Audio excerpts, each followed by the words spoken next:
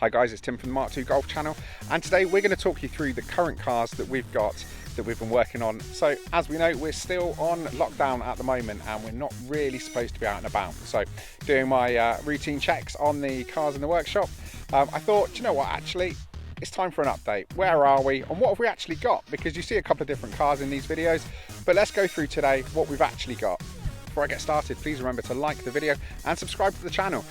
It really helps us a lot, and you'll get notified every time we upload some great new Mark II videos. So we've got four main projects on the go at the moment. So we've got the Jetta Coupe, which you've all seen. We've got the budget race car, and we've also got this three-door driver as well. So the Jetta Coupe is pretty much up and together. It's been to shows. We've got the budget race car that you've seen in the previous video, and then we've got this three-door driver that we've done the headlight conversion and the 15-inch Vauxhall steel video with. But we've got a lot more to come with this car. And number one is my Jetta Coupe. So you've seen this in a few videos. I took it to Ultimate Dubs. It's just a great little daily driver. Now, what is it? If you'd paid attention in the previous videos, you'd know that it's a 1.6 3-speed automatic. Now, it's a 1984 Jetta, so it's a really early coupe, which is nice. It's pretty standard. It's got a couple of little modifications to it, so it's got some stickers. We've also got some Zender wheels on it, and it's been lowered by about 40 mil front and back, so nothing too dramatic, but I think you'll agree it makes the car sit quite nicely.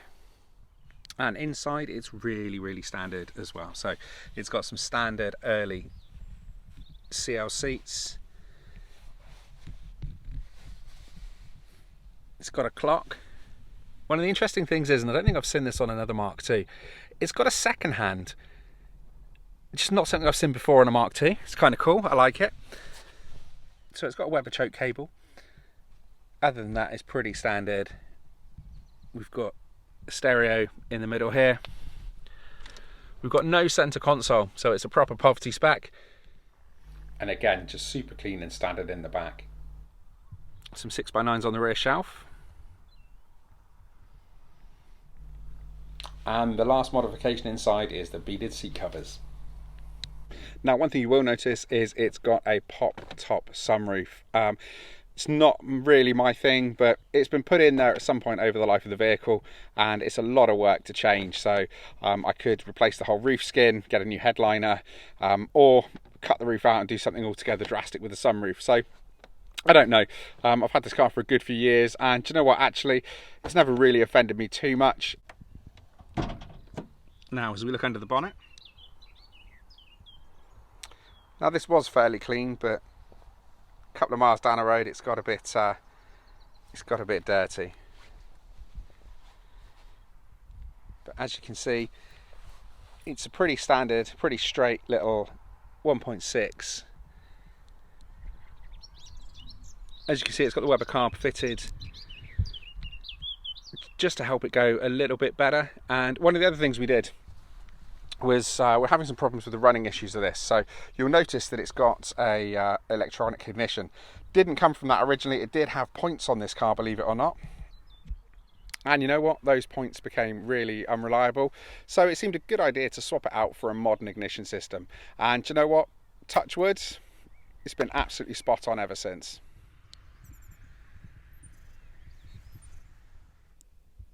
I bought this car off a guy who'd imported it from Lithuania. That was probably about 4 or 5 years ago.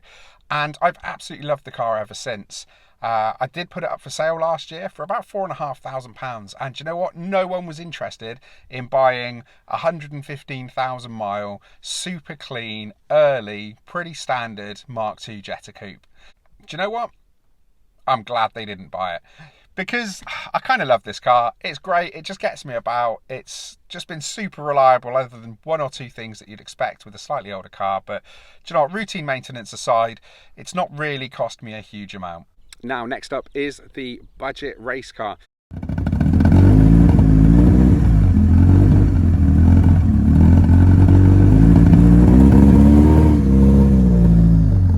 Bought this on a whim. It was about £1,300 I paid for it. Bought it off of Matt Palmer down at Mark II Spares. He's a great guy, you should look him up. And again, £1,300 for a track prepared Mark II 16 valve GTI. that's not bad at all, is it? You know. Now, we did a load of work to this car to get it ready. This car's been off the road for a good 4 or 5 years, and we've got no history whatsoever with the vehicle. So it's really important to go through and do all of the basics to make sure it's in the best possible condition for when we get it out on the track. Now, that's meant a new cam belt, water pump. We've gone for plugs, leads. We've also given it a full fluid change, so oil, filters. We've also gone for coolant as well. Now, brakes are really important when you're out on the track, so we've taken off these crusty standard looking things, and we've put on some Tarox discs, and we've gone for some Ferodo DS 3000 pads. So we've not gone cheap there. We've also not gone cheap on the tyres. We've gone for these super sticky Yokohama tyres because, again, when I'm out on track, I want to make sure we've got the best possible brakes and tyres to make sure we stop and stick as we go around the corners.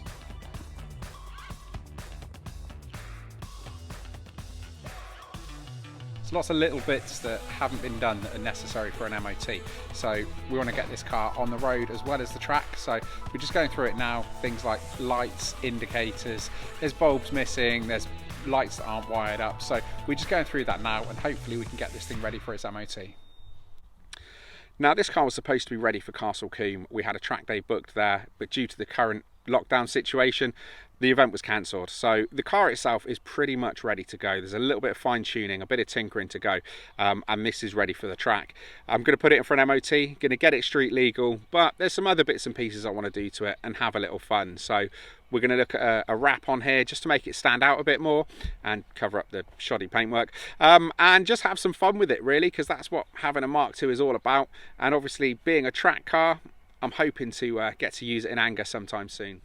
Now, we put a new lock in the boot because that wasn't there before, because it needs that for its MOT to be road legal. We've also straightened up the exhaust.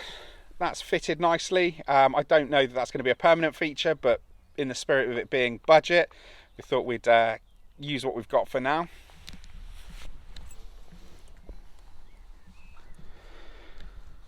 And as we look down the side of it, it's quite an angry looking Mark II. I quite like it. So just looking here, there's a little bit of rust to do around the filler. It's pretty normal on these cars. Might add, the Jetta is absolutely perfect. And it's got some black tape over these holes, and there's no side trim on there. Now, this is an early car. It's an 88, 89. So it would have originally come with small bumpers. So these have been fitted at some point afterwards, and do you know what? I quite like a big bumper car. So yeah, I don't mind. So I'm going to get some new side trims for this, make that look pretty, get the wrap on there as well, and yeah, just freshen it up a bit, really. Now it's running and driving okay. There's a little bit left to do. The idle valve is a bit sticky. Give it a proper tune, and yeah, I think it's mechanically it's pretty much there now. It's just sorting out the cosmetics, and yeah, just really making this the best track toy that we can make it for now. And then we've got Sam's car. So he bought this as a 1.6 driver. It's pretty standard on the outside, so it's still got driver arches. It's got some 15-inch wheels on it. It's got some big G60 brakes, so 280 mils on the front. Again, it's got some sticky Yokohama tyres on it.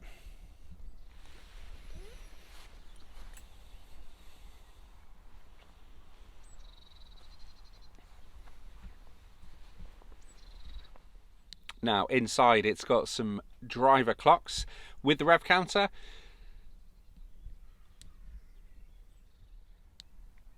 And it's got some driver seats, spotting a theme here. So as you can see, it's pretty stock inside. But this car is hiding one sinister secret. This sunroof seal doesn't want to be a sunroof seal anymore. That's just disappeared under there, which is causing a lot of water to leak through, more than was originally designed to, and it means that the sunroof does actually leak when it rains particularly heavily, or you put it through a car wash. And it's something that we've been putting off for a little while, but I think we're going to have to tackle this job sooner rather than later. Now, the board itself is in pretty good shape, but the lining's just come away, and that's pretty much finished. So we've kind of got two choices here. We could either retrim the existing headliner, or we could buy one of these replacement ones on eBay that everyone seems to be going crazy about at the moment. Maybe you should let us know which one you think we should do. So drop a comment below. Should we retrim this one, or should we buy the eBay one and see how they fit? Now you will notice that this has got the standard lights and front panel back in. This is the car that we did the Jeep headlight conversion on. We've taken that back out to just trim the panel a little bit better and just to powder coat it to make sure that we don't get rusty spots all over it. So it's back to standard for now, and as you can see under here we've had an engine swap in the last year. So this has got the 2 litre 8 valve AGG engine from a Seat Ibiza. It's a great conversion, to be honest, because the Ibiza itself cost about £150. It came with the engine, the gearbox. Now the gearbox goes straight into a Mark II. Don't have to change the shifter at all. And the Seat Ibizas come with 16 valve brakes. So you've got the 256s, but it means on that hub you've got the detachable carrier for the caliper. So you can swap those out for 280mm. Now that 2 litre conversion took all of about 2 days. It's a job you can do over the weekend. You can literally just unbolt the subframe from the Seat Ibiza and just swap the whole lot over into a Mark II. So it's a really quick, easy conversion, doesn't cost a huge amount of money, and gives you a nice little torquey 2 litre engine that, you know, is a lot of fun if you're not looking for massive power. Now this Mark II behind me with the 2 litre 8 valve is going to get a bit of a change this year. So the engine's been in there for a year. It's been a great little car. It's been a lot of fun just to drive around, but it's coming out for something a little bit more powerful. So keep an eye out on the channel, and I'm sure we'll keep you posted as and when we get started on that project. Now last year I couldn't sell my little Lithuanian Jetta, and under the current climate I kind of get the feeling I'm not going to get it sold anytime soon. So I've kind of accepted the fact I'm going to keep hold of this for a little while. So again, much like the little driver, got some plans, maybe swap out the engine, maybe do some bits and pieces to the bodywork, maybe even do something about that sunroof. I don't know, but guys, I've got plenty of plans for this car. But first and foremost, I want to get that barn find GTI back on the road.